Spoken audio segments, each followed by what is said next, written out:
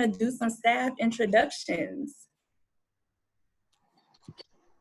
So I'll go first. My name is Stephanie Tilley. I work at Prairie View A&M University. I'm one of the program coordinators for Study Abroad Programming Advising. I work on the best team, the PV Goes Global team.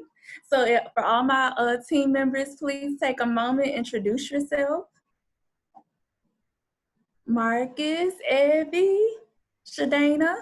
Oh, you just did it. Coco. Perfect. Okay. Tell us more, Marcus. My last name is King. I work here at Prairie View, just next door to Stephanie in the Study Abroad office. Thank you, Marcus.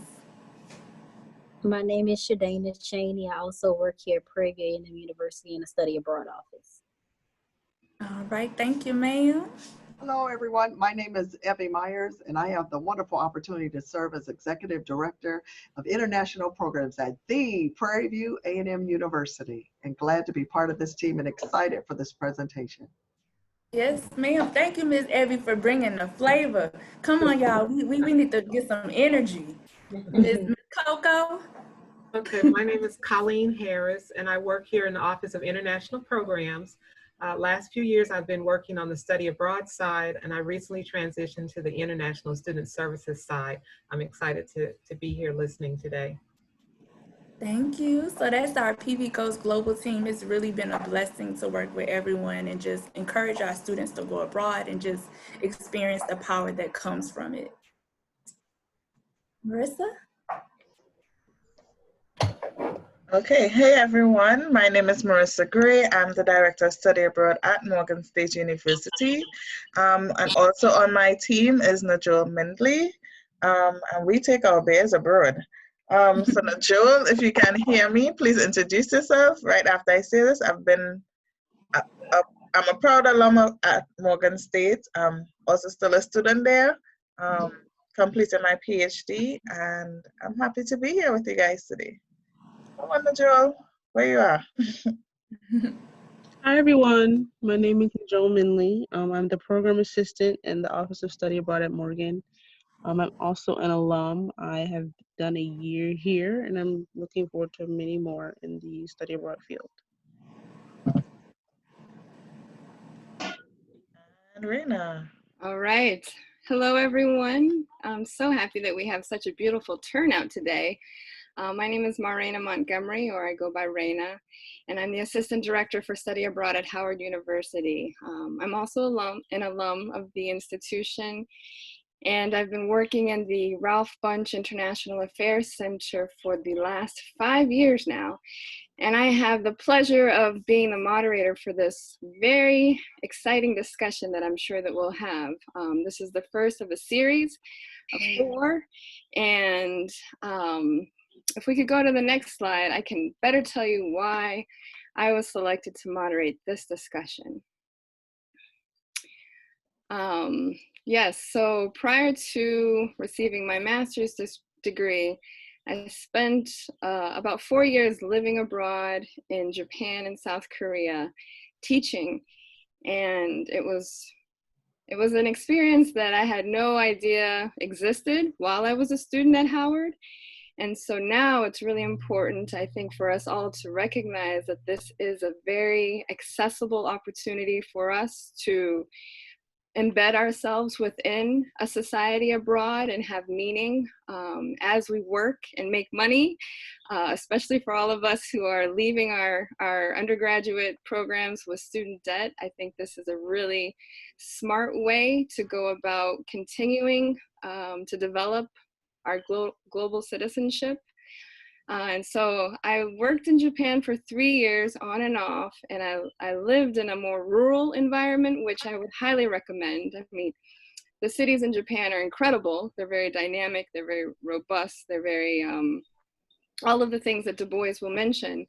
But I also think that there's a lot that can come from living in a smaller environment or a more quaint city or village even, because of the access you have to people who really are interested and take an interest in who you are and invite you into their homes. And so you're able to increase your language proficiency and really just find yourself situated in a community, I think, a bit more easily than you would be if you were in a city. I taught with AEON, AEON. It's the largest English education company in Japan.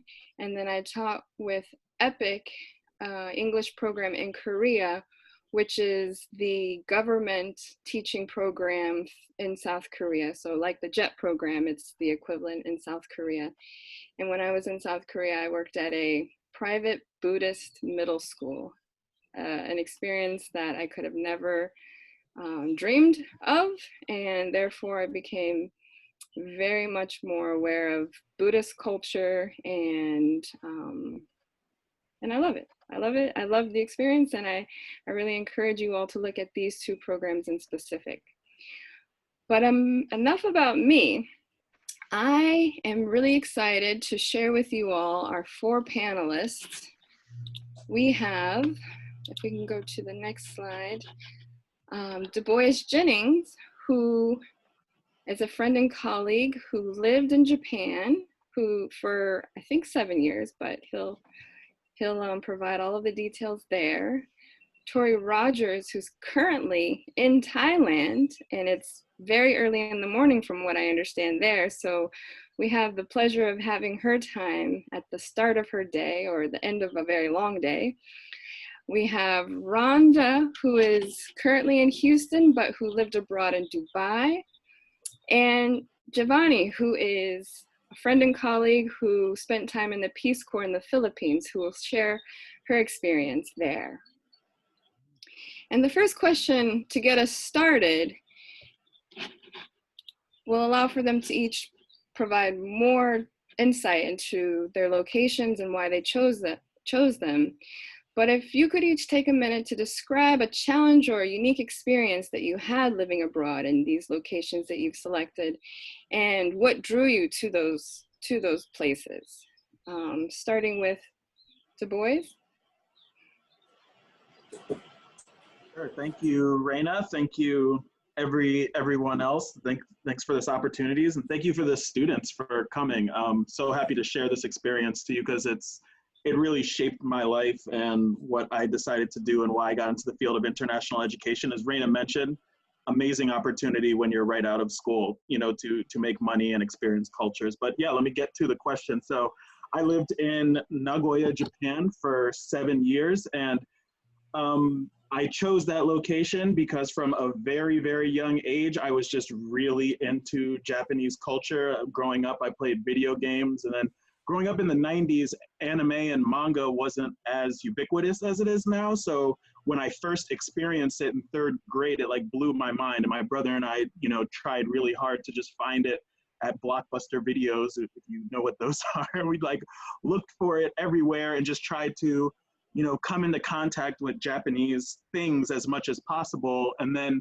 in college, I was a religious studies major, so I focused half of my degree on Japanese Buddhism and taking Japanese history and culture courses. So I've always had this interest in the culture and just how, completely different. When I learned about it in 3rd grade, I was like, this place is, it seems like it's not even on this planet because it's so different from what we do here. So I had the, luck and the privilege of getting hired directly by a private elementary school in Japan, a Catholic school. And it was its first year that the school was running. And they brought me in with a few other teachers, and we kind of created the English curriculum, and we started at the school from the very beginning. So it was an incredibly unique and lucky experience. And I got to work with Japanese people very closely. The only other people who spoke English that I worked with were other people on the English team, which was about 4 to 5 other people.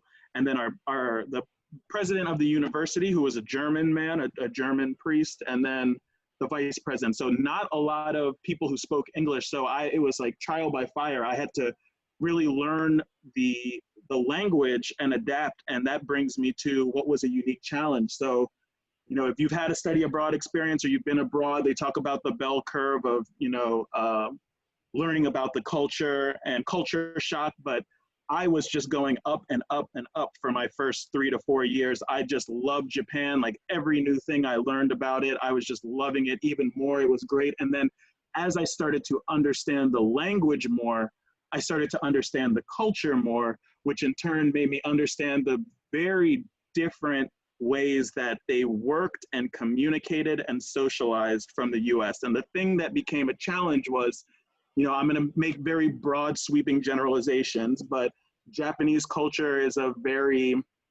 it's really based on the group and being harmonious and making sure that you understand yourself in relationship to other people. So, and when you're in a work environment, you try very hard to, you know, avoid confrontation and that kind of thing. So this results in people not being direct. So after about 4 years, when I could understand, you know, what people were saying more and more in meetings and my interactions, I was saying, okay, what are you trying to say to me and why are you talking around things so much? And that became very frustrating. And then that also played off the fact that the culture, many people will really hide their true feelings or not share how they really feel about things. So it's what is called a context heavy culture. And you really have to, it's kind of corny to say, but listen to the things that they're not saying and picking up on social cues and visual and body language also was very difficult. So you had to kind of decode what people were trying to say and what their intentions were, because what was coming out of their mouth was not necessarily what they mean, or they were saying it in the softest way ever. So the best example I can give is Japanese people, in my experience, rarely said no. They won't say no to you straight up. If you ask them for something or ask about something, they'll say, that's a little difficult, or I don't know. And it took me about 4 years to realize that people were just saying no to me. So that, I would say, was a unique challenge for me. Thank you, Du Bois. Yes, totally agree. Totally agree. Rhonda, would you mind following up? Oh, okay. Hi, I'm Rhonda. I went to Prairie View A&M University. I lived in the Middle East for 3 years. I recently moved back maybe like almost 2 years ago.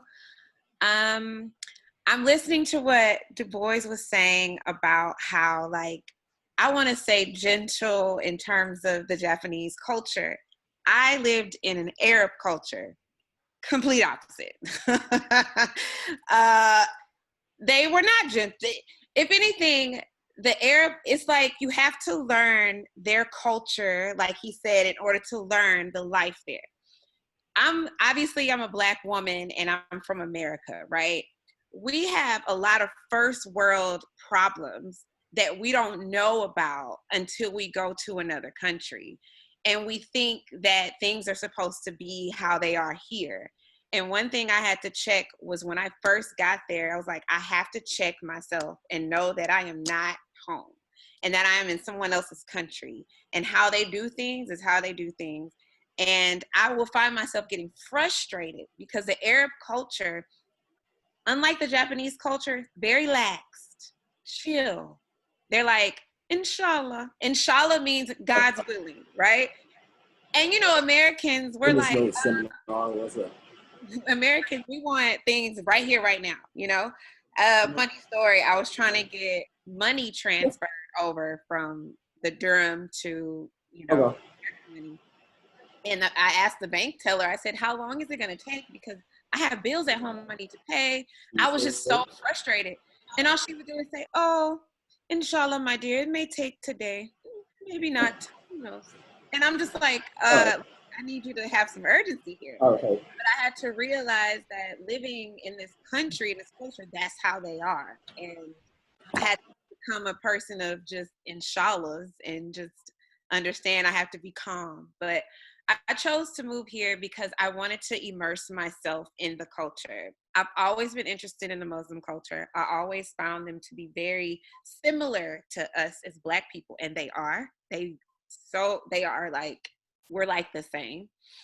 And so from there, I just find that when you immerse yourself in a culture such as an Arab culture, you find that you see so many similarities, so many things that they do. They're very family oriented. They go by traditions. A lot of times you have to understand there's a difference between religion and their culture and their tradition, and understand the difference between those things and how they all are nuanced. But I will say Dubai itself is very Western. I had to live in a different like country part of the UAE to understand the culture itself, to understand the people itself, to like eat with them, sit with them, dance with them, you know, pray with them, see what it's like. And then that's when I was able to really understand. And it expanded my mind. Being abroad expands your mind. You are able to see things from so many different spectrums. You are able to look at things and not judge, and to take your time and understand different cultures, and they understand you, and you teach them and they teach you. So I was happy about the experience, but it was a challenge when I first got there for sure. Thank you, Rhonda. Giovanni, would you like to go next? Sure. Hi, everyone. Thank you all again for having me. I'm so excited to be here. So my name is Giovanni. I work as a university relations manager with a study abroad provider, SIT Study Abroad. And a lot of times I'm only talking to students and colleagues for a couple of minutes before I'm going off to my next thing. So I'm really excited to spend this time really diving into some of these issues and conversations that we don't always have. And so I started, so as you mentioned, I was a Peace Corps volunteer in the Philippines. That was from 2014 to 2016. Before that, I was at school at Hampton University. I studied abroad during my junior year, and that was really the catalyst for me seeking out more international opportunities. When you think about like a lot of the people that have already gone was interested in Muslim culture, interested in Japan and Asian culture, but I actually really didn't have a concept of the Philippines. I could probably point it out on a map, but I didn't know anything else. I knew people went to vacation there, but I applied to Peace Corps under the old application where you didn't have a choice to select where you wanted to go. It was just send me anywhere. And the reason I even chose to apply for the Peace Corps is because I'd studied international studies. I studied abroad. I knew I wanted more of an immersive experience. And I had to have a conversation with myself and pretty much say, okay, if I can't handle 2 years in another country and understanding where they're coming from, then I have no business in this field. I have no business really being in development or education or anything like that. So I really pushed myself and said, okay, I'm gonna kind of take that leap of faith. And then I got assigned to the Philippines. And all of a sudden, so many people that I actually knew were Filipino. And so they kind of eased my tension a little bit, my anxiety. While I was there, I was a youth development volunteer. Here in the US, I had already been conducting leadership conferences with students. So I was taking those same skills and using it while I was in the Philippines. And I guess one of the challenges from jump was just the feeling of community. So in my batch of volunteers that all arrived around this time of the year, there were 80 of us and maybe 8 or 9 Black volunteers. And then when we made it through training and we got our permanent assignment, we were scattered across the country. And if you look at the Philippines is nothing but islands, like 7,000 islands. So it wasn't as easy as hopping on a bus to go see, my Black volunteers friends. So it was a lot of things that I wanted to vent about, a lot of the things that I was looking for in terms of commonality, I was not getting. And then also on top of that, when I arrived in 2014 of July, it was right around the same time that Michael Brown got shot in Ferguson, Missouri. I'm from St. Louis, Missouri originally. So Ferguson is just another kind of town, maybe 15 minutes away from my house. So I really had a lot of challenges during that first couple of months of like, do I really want to stay here? I mean, we're looking at all of these things that are happening right now, which are so relevant when I think about my experience, wanting to be close to home, wanting to be on the front lines, but still wanting to still have a mission of educating people around the world about, you know, Black Americans. So those were conversations that I was having with not only my local Filipino like family and colleagues, but also my volunteers that were not Black. So that was kind of a challenge of finding that community and finding a way to have those conversations. And so this is like a great outlet, which I don't think I had back then. Giovanni, I really appreciate you bringing that into the conversation. Just this feeling of reconciling with the decision to be abroad versus to be in the U.S. when we are in the midst of trying to fight for justice here. And so we'll touch on that later in the presentation, but I'm glad that that came up early on. And last but certainly not least, Tori, reporting in from Thailand, please. We are so excited to hear from you. I am so excited to be here. So, hey, you guys. Yeah, so I'm living here in Bangkok. I'm actually from Houston, which makes this like so amazing to see so many people from PB, because I'm like, hey, what's up? And just like hearing y'all accent and stuff when clearly I'm not hearing that every day. So it's just like really, really beautiful. Thank you for having me. I actually connected to Stephanie through Marcus. So thank you, Marcus, H-Town, you know. So I'm just like really excited to be here. I moved to Bangkok 3 years ago. So my background is in marketing, PR, advertising. I went to UT in Austin. I graduated from UT in 2011. And then I moved back home. And I worked at an advertising agency in Houston. And I was like, Houston is not the city for me. It's not doing enough for me. I got laid off, and then I moved to Dallas to work at Texas Instruments. So I was doing Texas Instruments for about 2.5 years, marketing. And then I went back home to Houston, worked in oil and gas for a little bit. And again, Houston just was like not the city for me. So I decided I was looking at either New York or LA. But I always had wanted to live in Asia just for the global perspective and the just business and understanding international perspective. And also everything that you guys are saying of just like having that culture and like always wanting to travel. I was always like daydreaming about being at an island, and like this weekend I'm at an island, it's just able to work from an island in the middle of the week. You know what I mean? So it's like, I kind of just went from like, okay, I'm not happy. Like we literally sit in these jobs unhappy. Like I ain't got time for it. I just didn't have time for that. I was just like, what is next? What more is there? And yeah, so I decided to kind of look into moving overseas. And I think I typed something like how to move overseas fast or how to make money overseas. And teaching abroad came up, like Giovanni said, and like Raina did. And I started as an English teacher, and I lived here doing that for about 3 months, not that long. As soon as I kind of stepped out of the plane, I knew that Thailand was like my place. The energy is really great here. It has a very healing energy. You can kind of just be who you are. And before I moved here, one of my challenges, as Giovanni said, was like, how am I going to find at least 3 Black friends? So I started a meetup group sitting from my apartment in Houston as I was packing, just because I wanted to be able to just like hop off the plane and already have connections. And so as soon as I got here, a month into being here, I had a meetup, and that has really turned into a very large community of engaged Black people from all over the world who live in Thailand. And now we're kind of connecting with people in other parts of the world too. But we do a lot of events and workshops, a lot of community social events, things intertwining with the Thai community as well, but mainly just staying connected for resources. There's certain things that people need to know, you know, like where to get your hair done is the #1 question. I think it's probably been asked over 600 times at this point.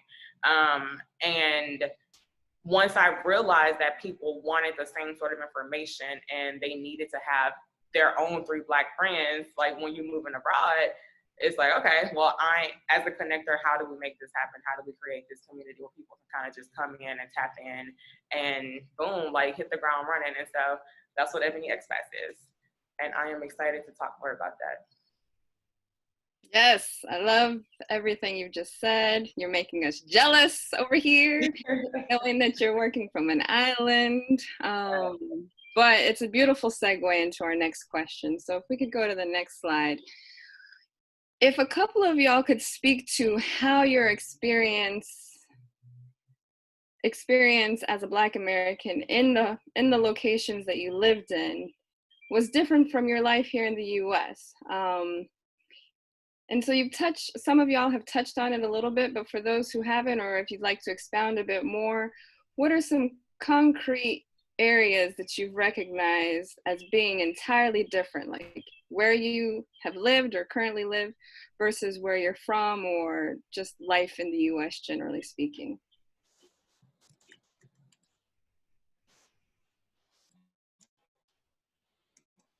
And whoever has something at the top of their mind, just dive in first. Okay, I'll go first. I didn't know if you wanted someone to go first or not. No, please. So when you talk about my experience as a Black American overseas, one thing and the other expats can agree on is that other Black people are in these countries, but they're not American. So what happens is, and I know for me living in the Middle East, I was looked at, first of all, they don't know that you're American. People outside of the US, if they see you and you're Black, they automatically think you're from Africa, which is fine. However, you're treated differently. So before I even speak, they assume I'm African from anywhere in Africa. I've gotten Kenya to Ghana to everywhere, right?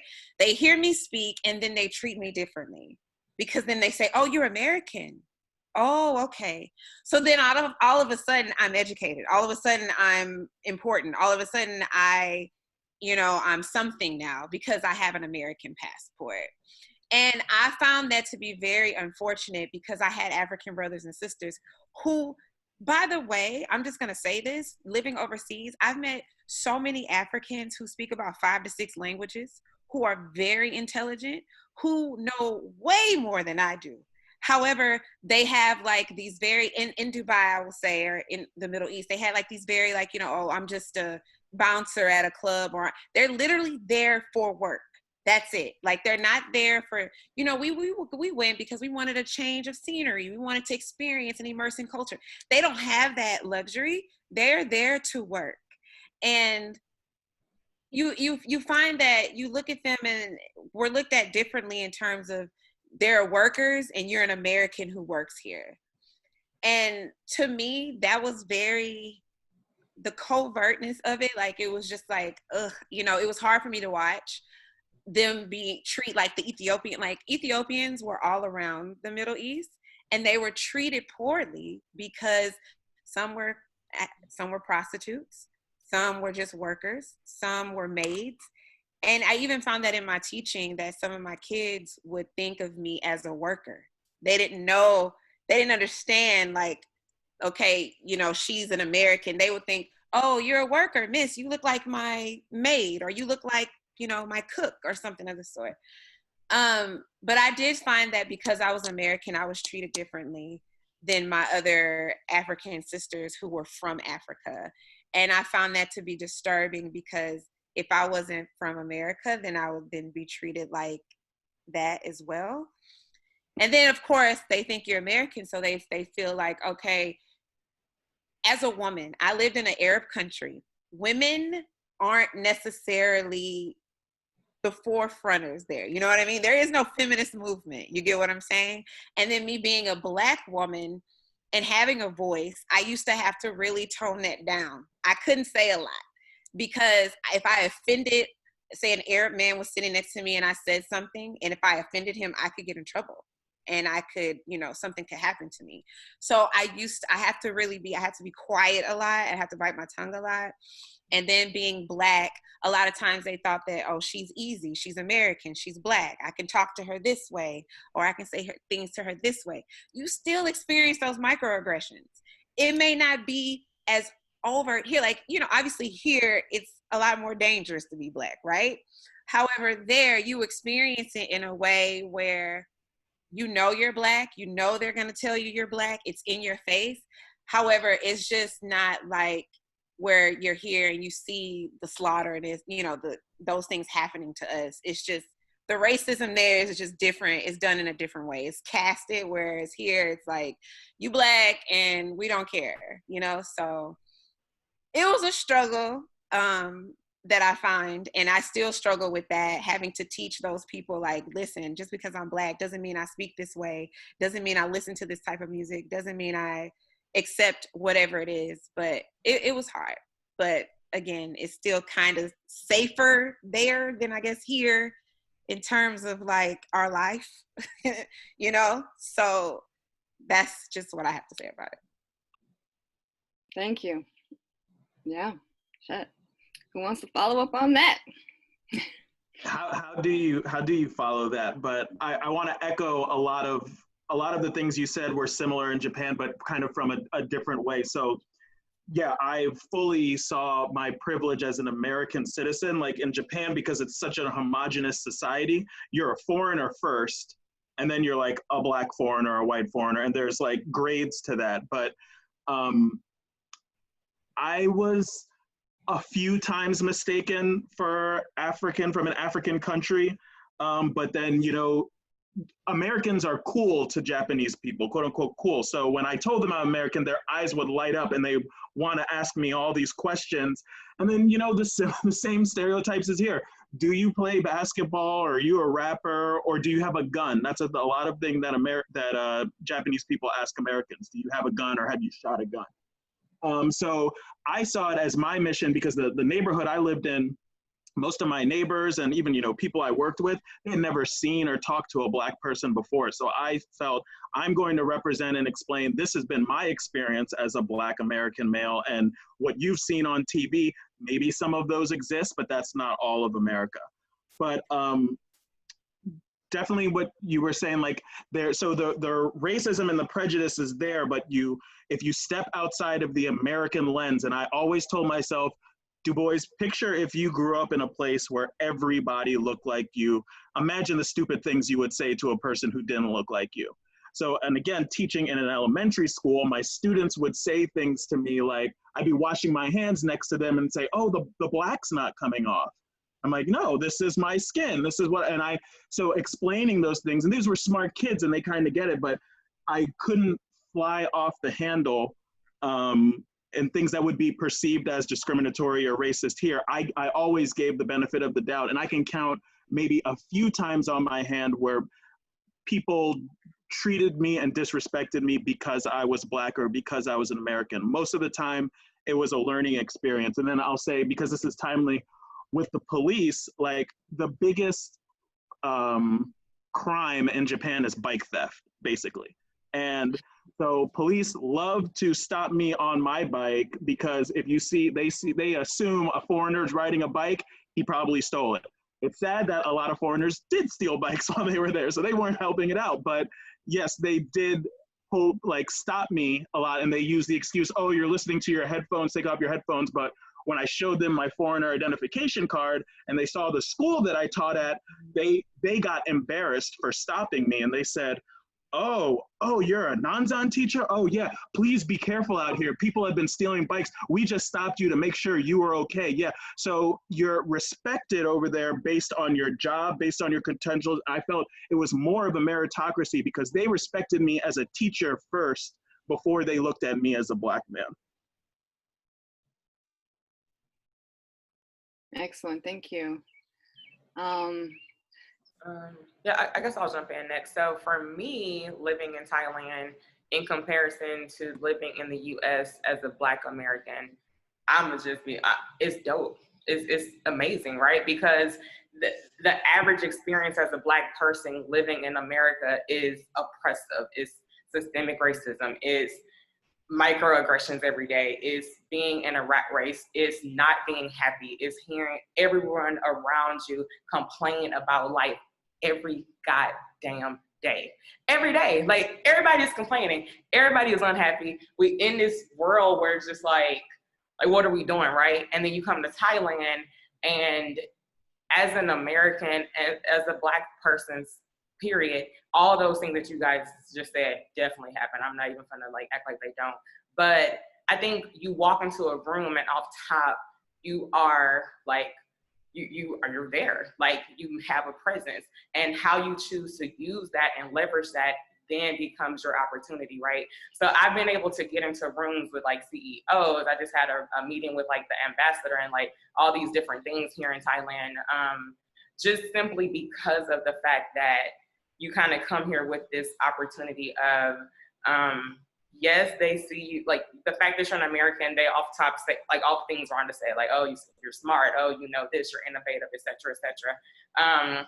But it's also just like I'm in an environment where I don't feel the things that I would feel back home in the States. So I'm off top free to be who I am, and I'm moving in a different way, and I think differently.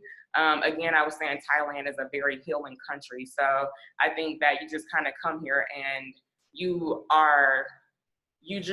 able to just be thrown into this place where like you just are who you are. Everyone is looking at you like my pen ride, which just basically means no worries, don't worry about it. Everything is just like so chill, so laid back. We're not worrying about the things that we would be worried about.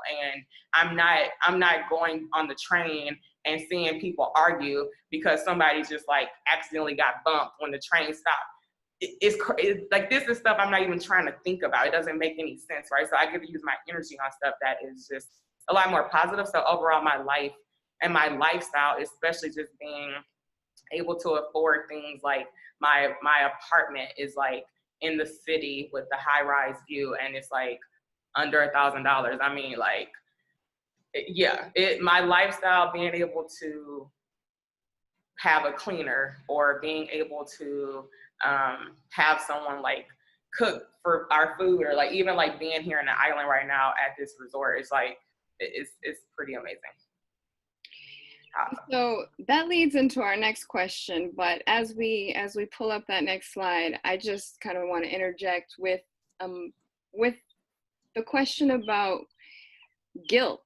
Is there any sense of guilt that one might feel when they are living the damn good life outside of the US, knowing that they have a community of folks who are struggling?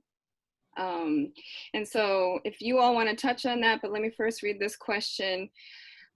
Did or do you feel that you have or have had privilege as a Black American citizen in your host country? So again, touching on this concept of privilege that we often don't realize we, even as Black people, can have in our lives, especially while we're in a foreign context. So the notion of privilege, touching on that, if you felt that, and then if there's any level of just guilt or something of that nature that creeps into your psyche as you have enjoyed that privilege.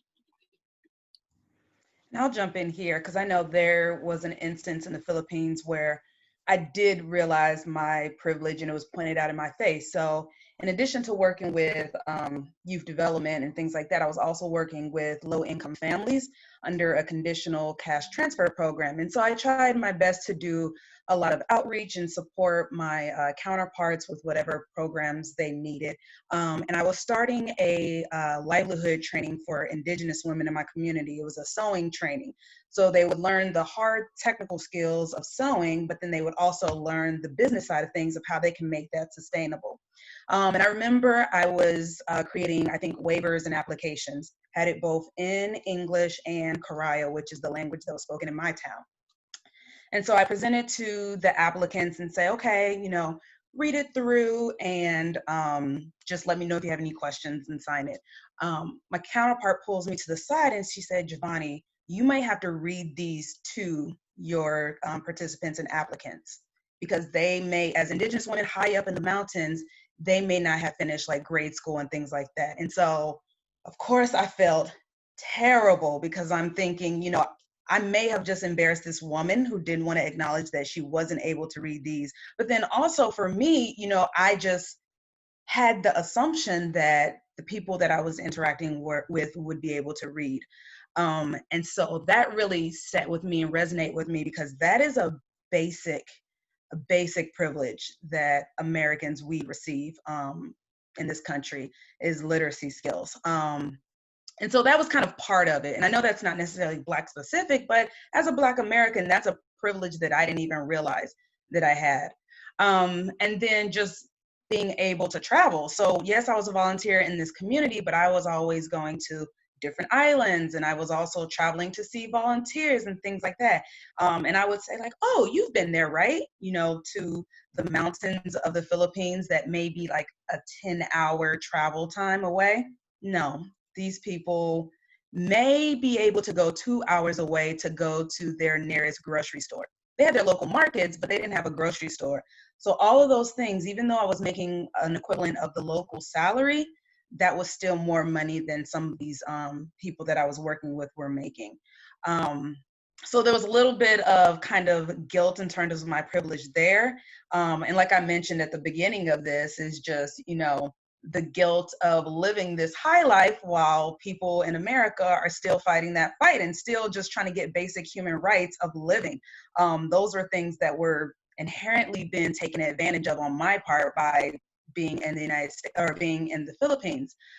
I tried my hardest to just really lean into some of the goals of Peace Corps, which is educating the Filipinos about American culture, but then more specifically, I might have been the only Black person they're ever going to see in their lifetime. So taking that opportunity to educate them about Black Americans. And then vice versa. So as I'm talking to people in the US, educating them on Filipino culture. One last story, which kind of touches on some things that Du Bois mentioned with turning some of these opportunities into educational moments. I was living with a homestay mother who was maybe about 70 or 80. She was an older woman. She was an educator and things like that. And as you can imagine, her style of education, the things that she learned in her curriculum that she's teaching is antiquated. And so I remember we were just sitting down having lunch and we were talking about politics, I think, maybe like the president at the time, who was Barack Obama. And just as smooth as she was drinking a cup of water, she said, oh yeah, Barack Obama, he's a Niger, right? And I said, it caught me so off guard. I had to have her repeat it because I said, I must have clearly heard that wrong. And she said it just like that. Yeah, Niger. I said, can you say it again? She said, Niger? And I was like, oh gosh.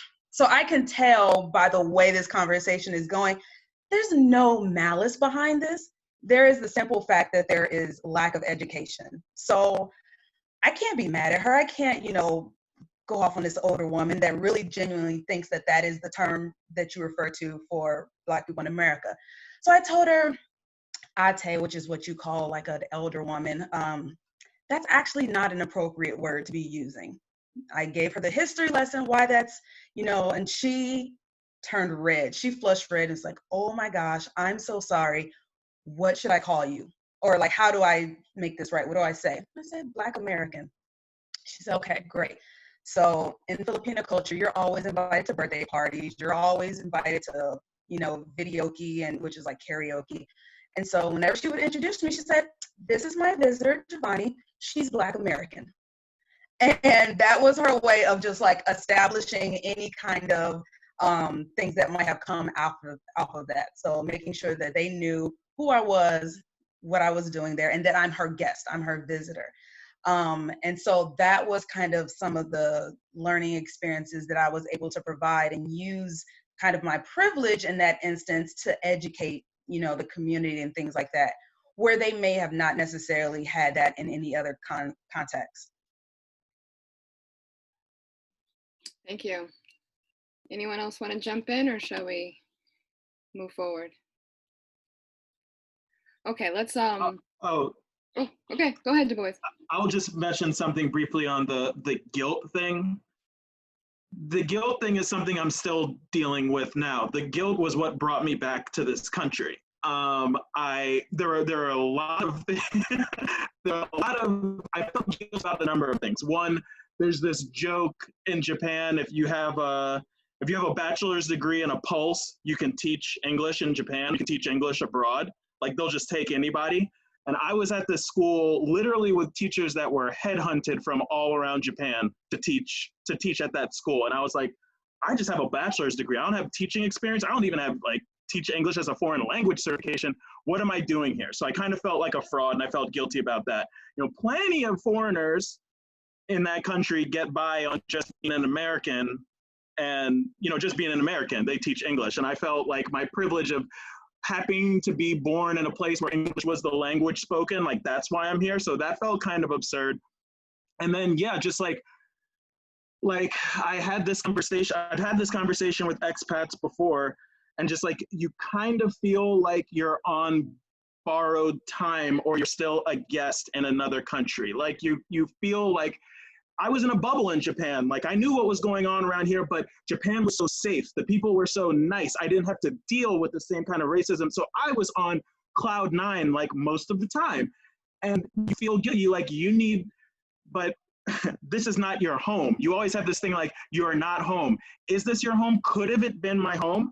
I don't know. But that was the thing that was eating me. And like, you know, you have family back here, you have friends back here, and you miss them. So there's all these things kind of like pulling you back, or in the back of your mind. And so I said, no, I have to go back, and I need to go back. And people were so surprised, because in Japan, they say you're either there for 2 years or you're a lifer. And it's like, there's like no in between. And I was there for 7 years, and people were really shocked that I decided to come back. But it was kind of that guilt, like, oh, you need to come back. Now, fast forward to now, it took me 5 to 6 years to find a job and to be in a position that I am proud of and happy to be here, and like making money and stuff like I was before. But it was very hard to do that. It was a long 6 years of questioning, was it the right thing to come back? So while guilt is definitely strong and a determiner, I encourage you, if you go abroad, to really think out and talk to people. I didn't talk to enough people in the United States. Yeah, perfect. Said so many important things right there. So many. I think a lot of us were shaking our heads snapping, especially when you say that the guilt brought you back to the US. I totally agree. And that's exactly why I'm in this line of work, is just wanting to extend this opportunity to more of us, so we can break free from all of this stuff, or at least know that living in the US is an option and not the only experience that we have to choose. Okay, all right. So the next question is one that we've already touched on. So if we could go to the slide that has the Peace Corps flag, I think that will continue. And at this point, feel free to type any questions that you have or any comments that you're making. I see the chat is flowing very nicely. There is a point for Q&A at the end, but if you have some burning questions that you want to ask now, as the panelists are kind of taking a break, maybe they could look in the chat and respond to a question if it aligns with your experience. Okay, so the next question, in light of the social concerns impacting Black people in the US, many are considering overseas alternatives. I guess ultimately, at this time, right now, would you recommend to recent graduates, to friends, to colleagues, to me, you know, would you recommend that we all just peace out and consider living abroad? Can I say something? Please. A lot of people ask me this, like, especially now. Okay, I have two thoughts about this. For one, right now, for me personally, is not the time to leave. I think we need each other. Everybody can't leave. Everybody can't just go, because essentially you're escaping and you got to come back.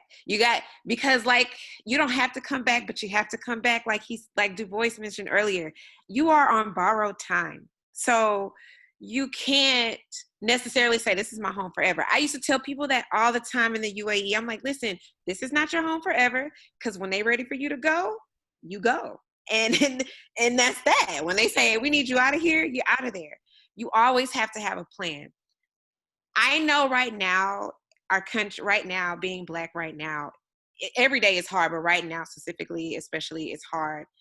I would not want to be anywhere else but right here where I am right now. Because I have my family here, I have my friends here, I have a foundation here.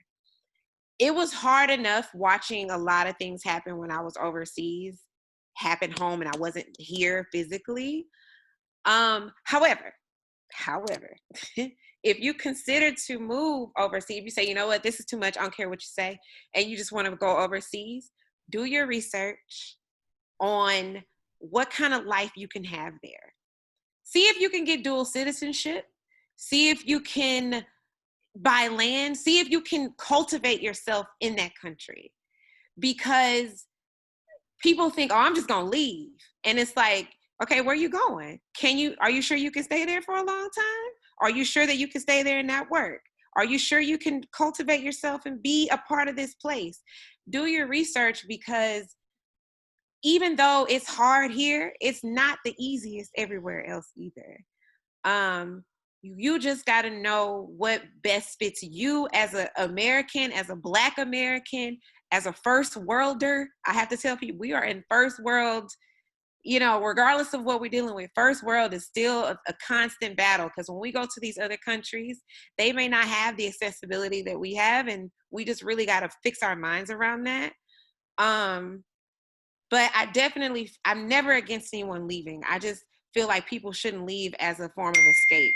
Leave with a plan. Make sure you have something set in stone to where you understand that wherever you go, you can cultivate yourself there. You could be a part of that country. You could get dual citizenship.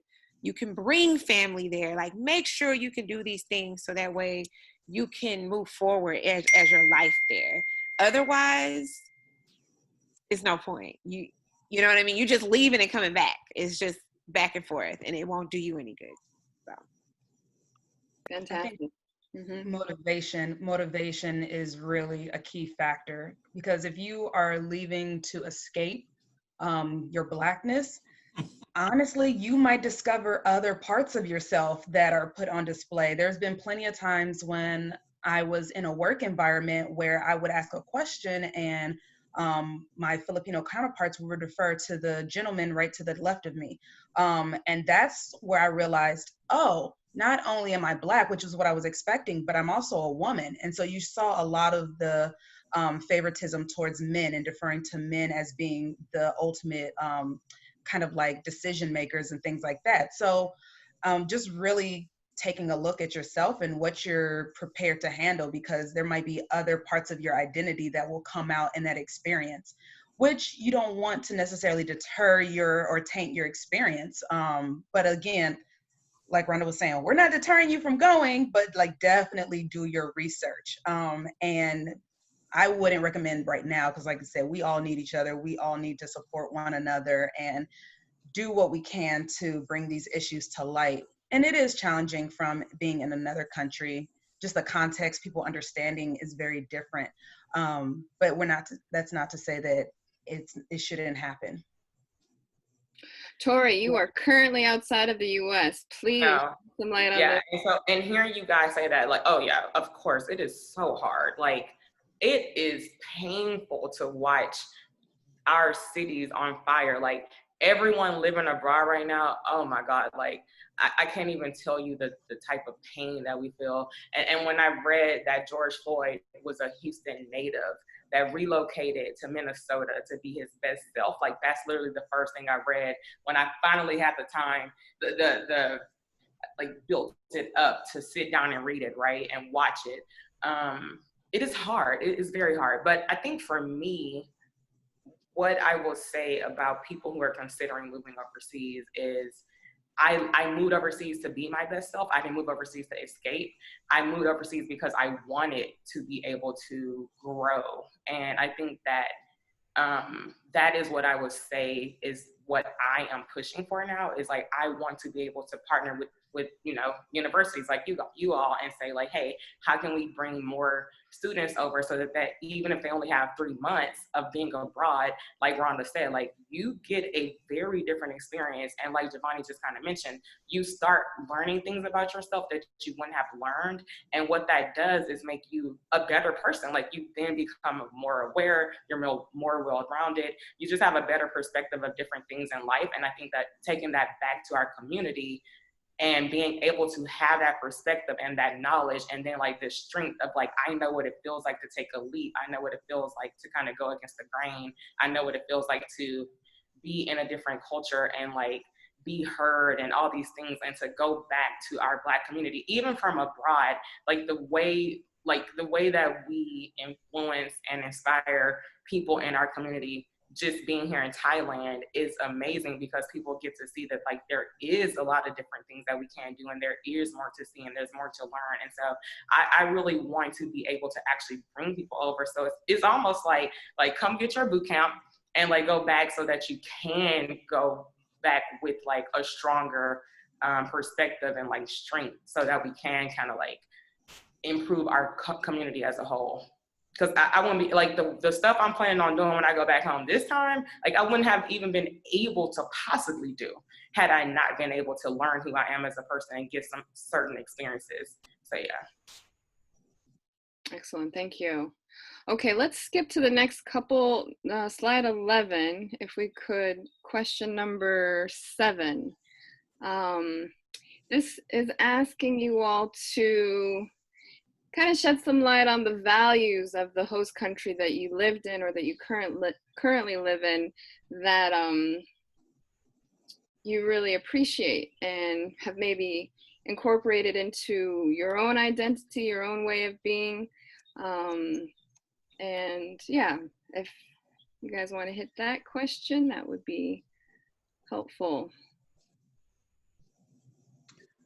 I can answer that a little. I think the thing I missed the most, even though I complained about it, and the answer to the first question was basically the perspective I got on relationships and harmony in Japan, especially when it comes to working.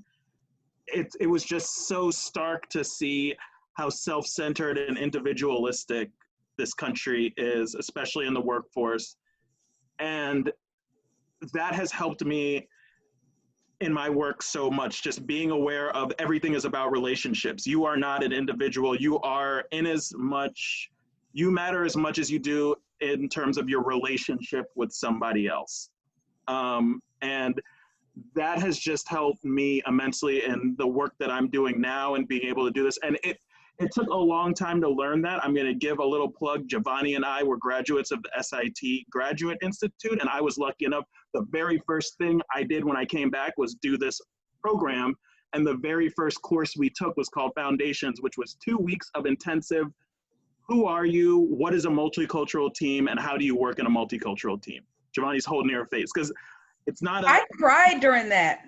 It's not an academically rigorous program, but it's an emotionally rigorous program. So I had the privilege to really reflect on the skills and the culture that I learned, and had like the fancy academic words to describe what I was experiencing while I was there. So there's so much there, but I think for me, the one that I used the most to this day was just working in an Eastern professional environment and bringing over those values to the West, because it's really valued here, because we've been conditioned to think so individualistic and it's me, me, me. And it's refreshing when you have someone on the team, especially someone who's directing the team, who doesn't want to be the leader, just wants everybody to win.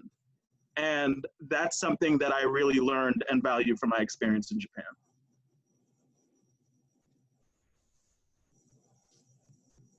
I'm thinking about I always listen to Du Bois. I listen to everyone, but I really like when I connect with what he says. Anyway,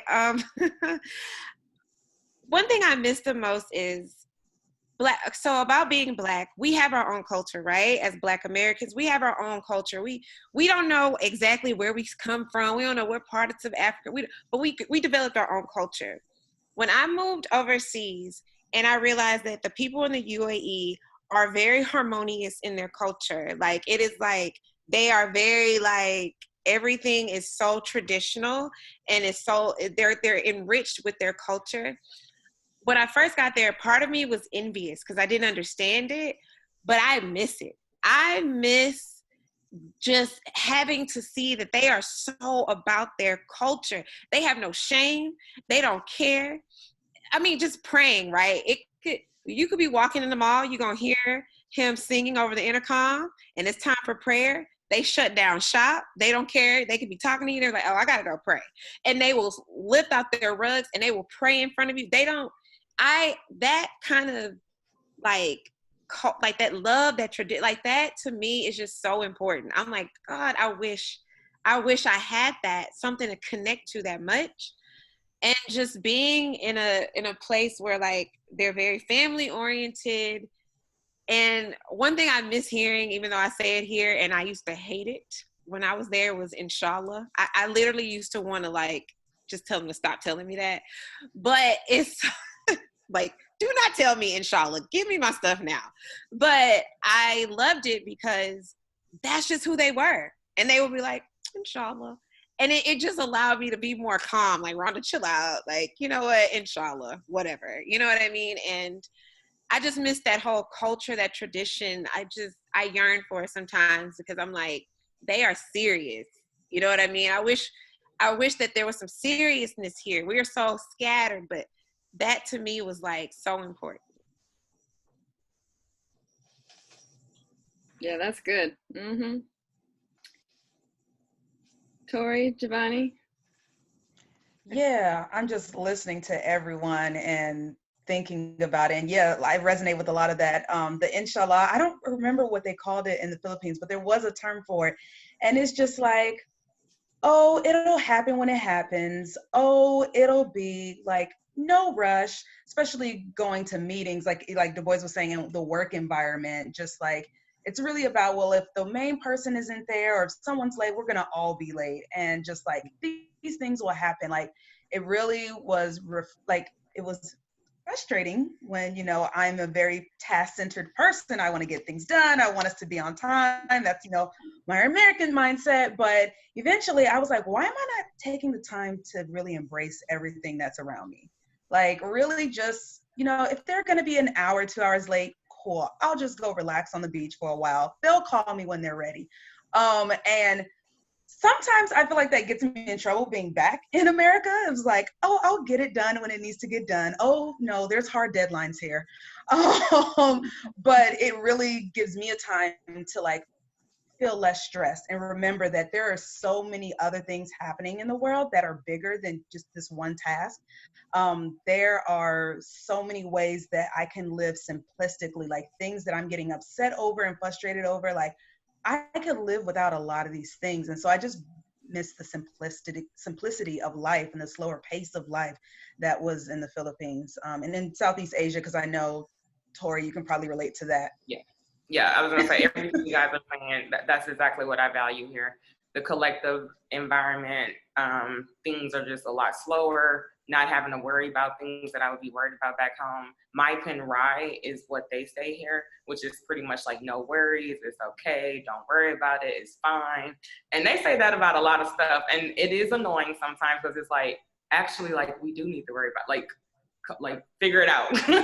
But for the most part, it's actually, it allows you to take a step back because half of the things that we worry about are just not even worth the energy. So yeah.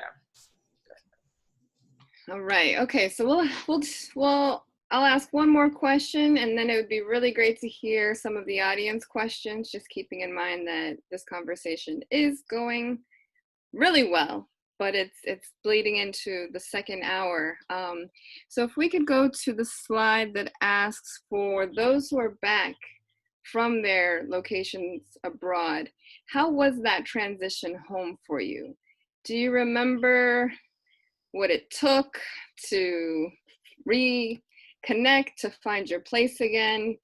I'm thinking back to my experience, and it was rough. It was rough for quite a long time. So yes, Who would like to take that one first? Okay. Literally, sometimes still going through a struggle. It's been almost 2 years. Mostly because I'm struggling with the idea of knowing that when I left, I changed. When I came back, I changed. The people here stayed the same. They are who they are. So when I came back, I had this high expectation of who I thought or what I thought these people around me should be like now, because I've done it. So we all should be like this. And it's like, no. And it took a lot of hard learning from like friendships, family, relationships, because once you go outside of your comfort zone and you've traveled the world, and when you're overseas, you're going to travel. I mean, it's a given. You're going to see things. Your mind expands. It expands in a way that you cannot bring it back. Once you've exposed yourself to this different world outside of what you've been, you are a different person. So now you come back into where you're from, you are different. People see you as different. And the way you speak is different. The way you believe is different. The way you move is different. So that's hard, because your friends, they expecting the same person that was here when you left. And then when you come back and you're not, they're like, oh, okay. So is this what you're doing now? You gonna start saying that now? Okay. You're not gonna, so this is forever you now? You gonna say inshallah all the time? Like, they don't understand, like, that was my life for 3 years. I had no choice, But transitioning from just being overseas and that culture and coming here and the American culture and understanding the ignorance, understanding you having to correct people, understanding that you're like, okay, first of all, that's not it, that's this, don't do that, that's that. Y'all, that's offensive. Okay, don't call them Persian because they not Persian, they Arab. Don't call them Arab because they Persian. Don't do that. Like, it's just a lot that you don't think about. And just the way of the world and the things people say, it's just like, it makes me cringe. But then I had to really check myself. And I hate to say this because no one should ever do this. I had to water down a lot of me to be more accommodating for the people around me. And my mom and my dad was like, never do that. If they can't handle who you are now, you just be you and shine through. But I was afraid of losing the people that I had in my life the most because of the things that changed me when I was gone. So transitional, it's been a struggle, but I'm now in a place where I'm happy with who I am, and I don't care who knows. Like, I'm like, whatever. I'm gonna say what I want to say. I am who I am. I've done this. But it's been at first it was hard, I'm not gonna lie. However, I'm at a happy place with it now. It is what it is. So thank you. Yeah. That everything you just said, absolutely. And 2 years don't feel, I'm going on 6, and it's still a struggle. And it was the topic of my graduate internship with all the culture shock and re-entry, particularly students of color after studying abroad, because I was just going through it. I was going through it for a while, for years. And it's also things you said with your friends, even with your own family, like people, like, you're supposed to know them, and you sometimes feel like you're not speaking the same language, or your senses of humor has changed and stuff like that, and you're just not on the same page. It's really jarring. You're like, wait, I came home. I'm supposed to be home right now. It does not feel like home. So absolutely, there's stages to it, and there's multiple facets to it. Yeah, I could go on forever about this. I'm just gonna stop now. And I'll just say, kind of how he said there's multiple phases. Like, I think I've experienced the more intrinsic, like, personal kind of culture shock before I experienced the environmental reverse culture shock. So it wasn't until, so if you saw in the chat, 10 days after I landed back in the US, I unpacked all my Peace Corps stuff, packed up like snow boots and a snow coat or winter coat, and drove up to Vermont to start my grad program. And like Du Bois mentioned, we took that one foundational course where it like peels off the layers of the identity of who you are. And I was like, wait, I just got back to America. I'm not ready for this. And so that's when I said I cried, because, you know, I was like, oh, I'm Black. Oh, I'm a woman. Oh, I'm like an expat that now is in this new world that was not my life for the past 2 years. So all of that stuff hit at once. But the environmental didn't hit because in Vermont, it's still rural. Like it's still like green space like there was in the Philippines. So I was just like, oh, yes, this is what the world is like. It wasn't until I spent time in cities like St. Louis and DC where I was like, oh, I have to go to a grocery store and choose 20 types of cereal. Oh, I'm going to produce. I'm cooking for one person for maybe a week, and I've got these huge onions and bell peppers and things like that. So all of that stuff kind of hit retroactively. But yeah, it takes, as you're saying, years. Things are still, you know, hitting. Things are still you're reflecting on and that you're adjusting to even years later. But yeah. Reverse culture shock is real, and it will hit in a very rough way. It absolutely is. And that's why I think at our institutions, the more that we can support our students by connecting them with each other, with counseling services offices on campus, just providing that space for them to process in the way that we're doing now is incredibly important. But I did want to mention, I also came back to grad school from abroad. And did it impact you all in the way that it impacted me? Just the use of American English, just language, and having lived in cultures where you were speaking a second language or interacting with people in broken English to get to the point more quickly. Did you find it challenging to just comport yourself as an adult when you were, especially as an academic, as a scholar in grad school after having lived abroad for a significant amount of time? I didn't think about that, but that's probably why I struggled so much with my writing my papers, because you're used to speaking simplistically, getting straight to the point. And now you have to analyze everything. You have to spell out, you have to use academic jargon, which, yeah, I don't think I was prepared for. And I didn't think about it until now, but that might have had an influence. Mm-hmm. Okay. All right. Well, at this time, let us hear from the audience. Are there any questions? And if you have them, feel free to unmute your mic. Or if I can pull it up, if you raise your hand, I can, well, no, I can't actually unmute your mic. But maybe Marissa, you could unmute folks' mics if they raise their hand. Do you all know how to raise your hand in the participant section? Okay, I can't hear anyone. So if you have a question, just unmute your mic and ask the question directly. And please introduce yourself and which institution you're attending or representing as an alumni or an alum.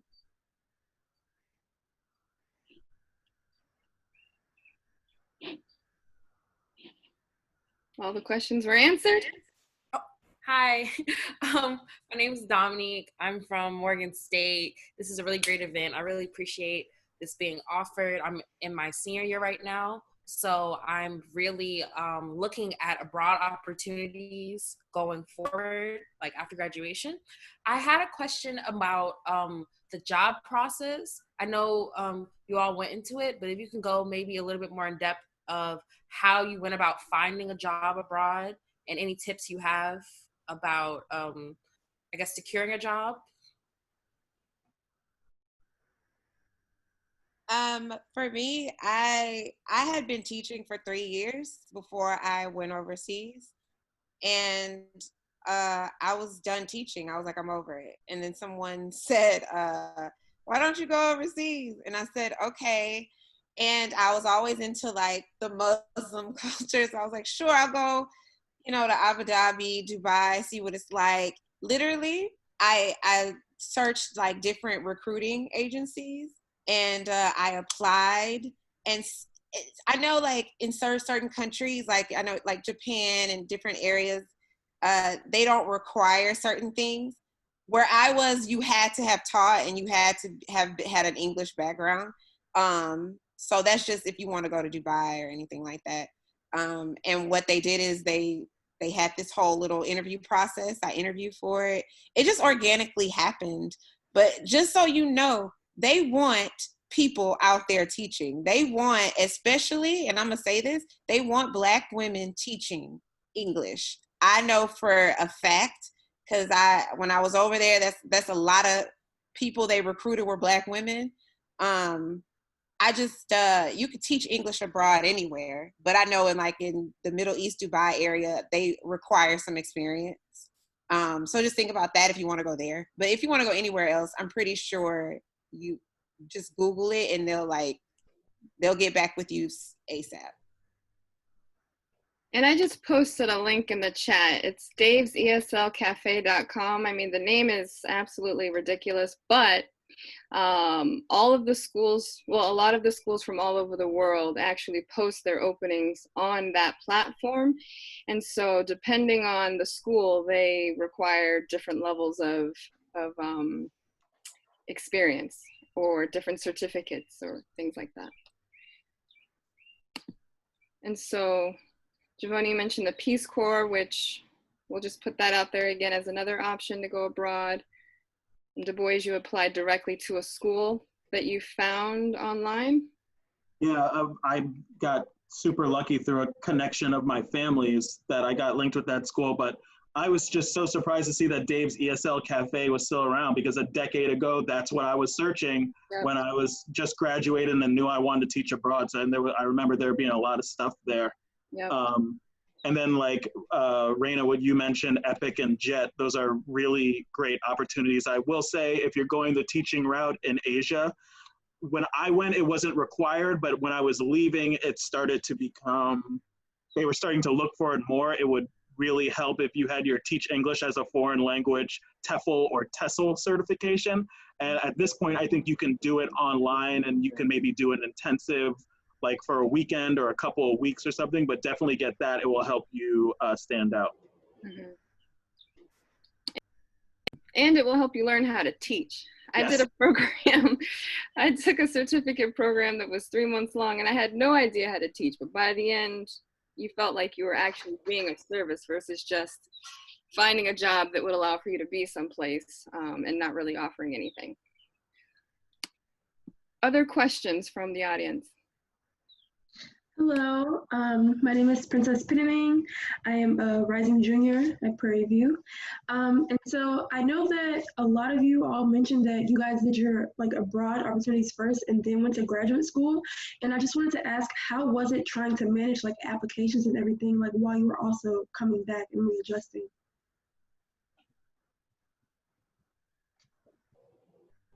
I could say for me, I did the whole application process while I was still in Japan. I came back in, what was that, May, I think it was, and school was starting in August. So I was doing the application process, I think like February, March. And, you know, I just went to the library to fill out the application, write my essays and that kind of stuff. Yeah, similarly, I just found, well, I used my stipend to make sure I had internet, but I used that, or I would go to like a local, not local, but like I would go to the nearest reliable internet cafe and work on it then and check my emails. I made sure like in the very first kind of communication that I had with the admissions counselor that they understood that I was in another country, so that they knew they wouldn't have access to me as frequently. And a lot of times they were flexible and they were able to be patient with you. But it's pay attention to like the deadline. So if you know that you will have limited internet access, you want to apply as early as possible. But yeah, it's doable. A lot of times institutions now will accept online scanned copies and things like that, even if it's just like a picture of the document. So it's possible. And just to add that if you're concerned about taking the GRE, I know that I went to the closest city in Japan and was able to take it from Japan. So that's offered around the world as well. Thank you all so much. Another question? Hi, I'll jump in to answer that question a little bit too. This is Keisha Abraham, the Abraham Consulting Agency. Just on that question about applying to programs while you're abroad or while you're on your way back, one of the Fulbrights I applied for was while I was still doing some research and living in England. And I remember at the time of going abroad thinking that it was going to be difficult to do the Fulbright application from a different location, but it actually opened up a lot more possibilities for me. And I think it's something that we don't talk about very much. Fulbright, at least for a student award, a student or scholar award, requires some level of affiliation. So you would get your university to acknowledge your application. And when you apply while you're already abroad, you could apply at large, which is what I did. I called myself at the time a scholar at large. And so that took some of the kind of jumping through institutional hopes out of context. And then it also provided the opportunity to still be present in the context of being abroad. It allowed me to still kind of be in the context of being a researcher. It made me think about kind of what is my work, what is my research work outside of the context of the US and outside of the context of any US issues. And I feel like every time I look back on that time, it was really empowering to go about it that way, as opposed to other applications I've done later, which were connected to US hoops that are really kind of organized around race, class, and gender priorities, even at some of our institutions. Thank you for contributing that, Dr. Abraham, and thank you for joining us. You're welcome. Glad to see y'all. Is there another question from the audience?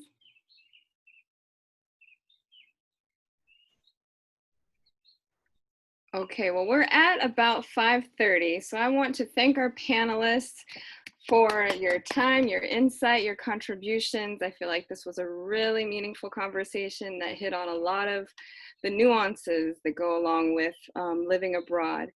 And so we have another event that's coming up that will focus on Europe and Oceania. I'm sorry, and I also forgot to pass the baton for the Q&A, but please join us on Thursday, July 2nd at 3 p.m. And that session will be facilitated by our very own Stephanie. So if we could all unmute and just give some actual love to our panelists. Thank you for being with us. And if you are open to making your information available, please do put it in the chat. And folks can follow up with you directly if they have additional questions. So thank y'all. Good job, y'all. Thank you. Everyone. Great job, everyone. Thank you, everyone. Beautiful, powerful, and needed conversation. This was amazing. It was really great. Thank you for your honesty, talking about the guilt, the internal struggles, family, what you missed. I think it was really needed. Thank you. Thank you, Marcus. Thank you. Thank y'all for coming. Thank y'all. Yeah, this was beautiful. Very great conversation. Thank you, guys. You're welcome. Tori, get you some rest. It's going on 4:30 a.m. I took a nap and woke up at like 2 o'clock, so I'm about to go right back to sleep though. We appreciate you. All right, huh? What part of Thailand are you in? Bangkok. Well, right now I'm in Phuket. I got this in Phuket. This is what I bought in Phuket. Oh, that's beautiful. Wow. I love Thailand. So, girl. Wait, where do you live at? Where I lived in Dubai. No, where do you live at right now? Oh, right now? Houston. Oh, okay, boom. I'll be there in the fall. Like, I already been telling Marcus, I already told Stephanie, it's gonna be lit. I'm turning up. Like, I have not been home in so long. And I just want to connect. I feel like, especially like connecting with people who have moved abroad, who have lived abroad and moved back home. It's like, that feeling, like that vibe. Like I want to connect with people who get it. I'm not going back.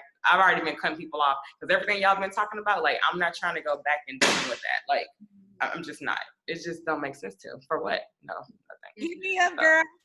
Yep, I am. Well, Instagram. Okay, did you drop your Instagram? Everybody drop y'all stuff. I don't know where really to follow people or WhatsApp. I'm gonna put my. Yeah. Everybody Okay. take care, stay safe. Have a nice Okay. Juneteenth. Bye, Du Bois. Bye, Du Bois. Yes, have a nice. The national. Okay, boom. Got it. Dope. I'm trying to catch everyone's info in the chat. Right. Okay, this is my WhatsApp. Oh yeah, happy Juneteenth. That's like tomorrow. Yes, my company made tomorrow a holiday for the entire company. Excellent. Hopefully it'll be a national holiday. We're pushing. Hey, for y'all who aren't in Texas, like has Juneteenth already been on y'all's radar for a while, or is it just kind of fairly new? Not new at all. Well, not new for Black people. And that's the thing. I think yeah, my family exposed it to me. Right. Yeah, I was taught about it from family. I didn't really start celebrating it because I didn't, really understand the importance of it until I got to college. I was kind of like on my own, and friends started to, have their own celebrations. But yeah, our governor actually declared it a state holiday. And so we actually have today off. I had meetings and I canceled all of them. I was like, nope, we're gonna move this to Monday. You know why? Because the governor, he sends, email out to all state employees. So everybody got it and they got a little bit of education with it. So. Where you at, Pernell? Oh, I'm in Virginia, sorry. At James Madison University. So actually, when I was interning in DC last summer, that was my first time like actually celebrating Juneteenth, and we had a potluck. Yeah, I learned, my name's Agana Owu. I work at Towson University in Central Maryland. I didn't really learn about Juneteenth until I'd say like maybe 5-6 years ago. I'm originally from California, and I went to PWI at UC Davis. That didn't really come, I didn't encounter it during my undergrad years or really grad years. So, but yesterday our president of our campus announced that starting tomorrow, campus is closed, classes are canceled, and a full day of administrative leave. And moving forward, making this an official holiday for every year to come for the campus, with time off for people to observe Juneteenth. And I've heard recently there's talks that maybe the governor of Maryland may actually finally make it a national, like a state holiday, but everyone, of course, has been pushing it to be a national holiday. Come on, Hogan. Yeah, we might actually get it. The iron is hot right now. We need to get our reparations too. Right. So I guess Baltimore Ravens also honored the Juneteenth as well, and Nike, from like an article I read this morning when they were also talking about my institution. So we'll see. Very interesting. Awesome. I'm really curious to see, we've always celebrated Juneteenth in my family, and I'm really curious to see in the US how we begin to acknowledge and decide on what celebrating this particular milestone for our people here means and looks like how we do it. In Jamaica and other parts of the Caribbean, emancipation is celebrated in some really beautiful, nuanced ways that acknowledge ancestral traditions.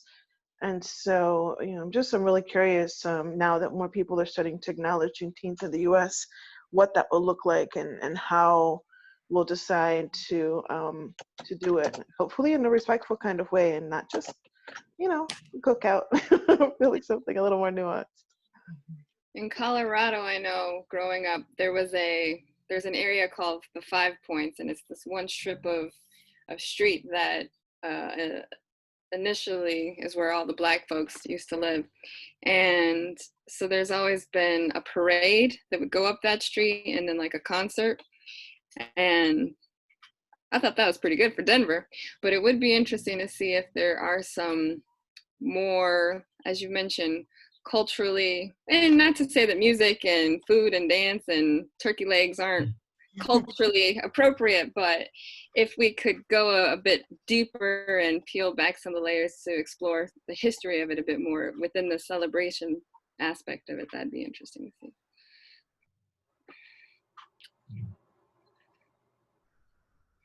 All right, y'all. Well, alrighty. How you feeling? I mean, we could stay here all day, but I have to run.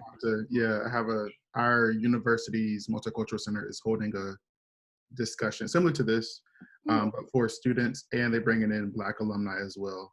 To talk about our experiences, how we can move forward. So that's happening in a few minutes. So I'm about to hop off, but it was great seeing everyone's faces. Yeah. Good to see you, Pernell and Stephanie and some other folks. It's nice that more than just students came to this discussion. You know, like us as colleagues could also be in the room and share our experiences. So thank you all. Thank you for stopping. Thank you all for coming. Have a great one. Bye. Bye, y'all. All right, y'all. Bye, Take everybody. care. See y'all on July 2nd. That's right. Will we stay on, Marissa and Stephanie?